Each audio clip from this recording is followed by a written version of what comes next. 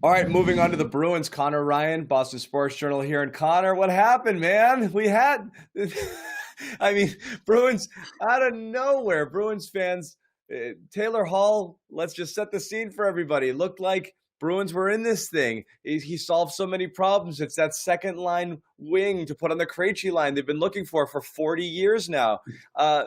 And Colorado drops out, and all signs are pointing towards Boston getting this done. And out of nowhere, Buffalo just swoops in and signs him to a 1-year deal. So 1 year, $8 million.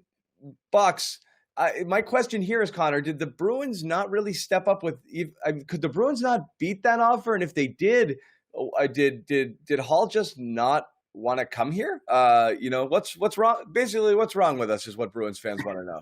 Yeah, I mean, I think it's kind of par for the course with how this whole year has gone, right? That you lose out to a team like Buffalo on a signing like that. And as you said, I mean, it seems like as more and more suitors kind of fell out of contention with Colorado, getting Brendan Saad and a few of these other guys, it seemed like Taylor Hall was going to fall right into the Bruins' lap, which would have been ideal. I mean, he, as you said, he checked off all the boxes.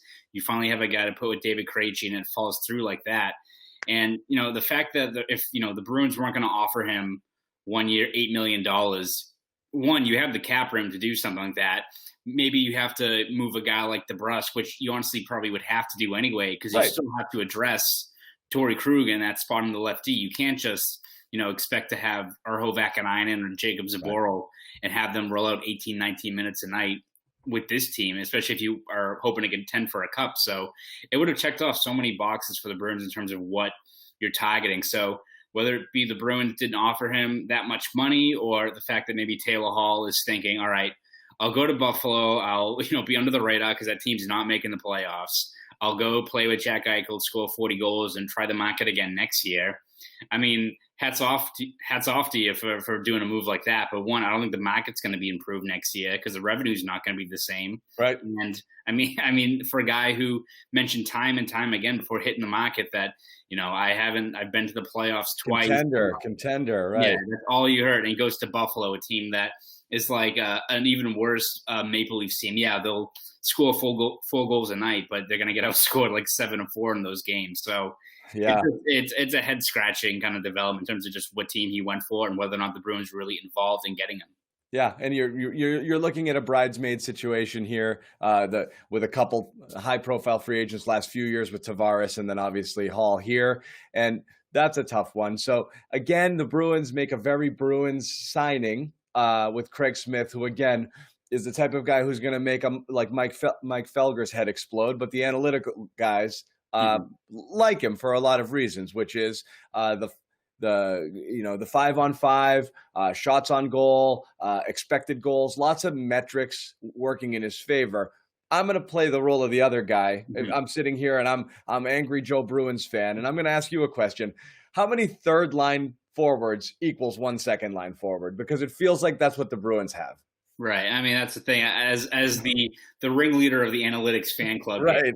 I'm excited to get a guy like Craig Smith, but you still have to be realistic in the fact that, even if he's a Rich Peverley or a guy like that, and like an elite kind of a third line guy, again, I don't know if that really moves the needle for this team in terms of getting past the hump of a team like Tampa Bay or maybe a team like Colorado in the West who's going to be better next year or anything like that. And if you get Taylor Hall, you check off all those, worries of, all right, we've completely front-loaded our forward core. We should be scoring a lot more at 5-on-5 play. And then we have expendable pieces that you could probably trade to get at least a competent top four defenseman, a guy who at least are comfortable rolling out 19, 20 minutes a night.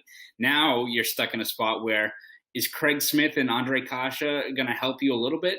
They should, but is it going to put you over the top there? Not really. It's not a sure bet. And then also, I don't know what you're going to do with that vacancy on the D-core because there's not a lot of really good free agents out there. They're going to be worth the money. If you're going to sign one of those guys, it's going to be a guy like Gustafsson who brings a lot of risk in terms of him not being a very good defender, which is not what you want in a defenseman, right? Especially switch things up. It's in the title. Yeah, exactly. So, I mean, they got so many more kind of eyes to put out. So it's going to be they got a lot of work to do. And again, going back to the Hall thing, I think the need for this year, again, it's a need that's existed seemingly forever, okay? It's the white whale. The Bruins just can't find a way to lock down that forward to play on that second line who's going to up the production consistently, but maybe more so than ever this year, because you're looking at you can't put the burden entirely on the perfection line year after year after year when they're just, they're ticking up in age here with Bergeron and Marchand. I don't know that they can hit another level than what they've played at over the past couple of seasons. And you wonder at what point it starts to gradually go there, which means you got to create some balance and you got to have some people in there that can carry the freight. And right now you don't have it.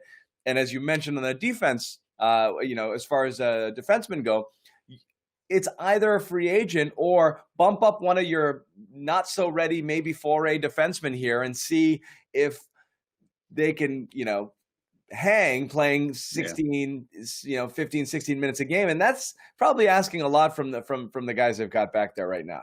Yeah, no. And it's a thing too, where it seems like it's the same narrative we hear every year. And I mean, how many times are we going to hear the same thing of, well, if, Anders Bjork breaks through, or, this upcoming year, I'm sure you're going to hear, well, we hope Jack Studnicka does well, or Trent Frederick, or Vakanainen. And if they do well, that's fantastic. But your whole, Stanley Cup hopes in terms of injecting talent that puts this core over the top shouldn't rest on a 21-year-old Jack Studnicka or a guy like Vakanainen who's barely played in the NHL. Like, this isn't the season to be hoping those guys finally break through, because how often does that happen? You have to get legitimate, proven NHL talent, especially the fact that, as you said, this core is not getting any younger. Yeah, it happens the year when Bergeron and Krejci just, actually start declining in their skill. If you're hoping that, Anders Bjork is going to get you 20 goals and 45 points, if he does that, be fantastic. I don't think it's going to happen. Right. You can't just rest, all your hopes on these guys breaking through when there's legitimate NHL talent out there that's kind of slipping through your fingers. Right. And again, you're just waiting for these guys to just kind of take a magic pill and all of a sudden wake up and be different people. I mean, you've now had enough in your system to see over the course of a couple of years what you think they're going to grow up to be. And by now, if you had something, you think you'd know it. And it's not beyond the realm of possibility that one of these younger players turns into somebody who's, a consistent, maybe a top 6 forward, but haven't seen it yet. And, it's the clock's ticking a little bit. So a lot of questions for the Bruins. I think the domino effects off of that, as you mentioned, were rough there because you've now got to address multiple needs, and you just don't really have a clear path to doing that. So not a great start to the offseason. It's still early. We'll see what else happens. But Conor, Ryan, thanks a lot. Thanks.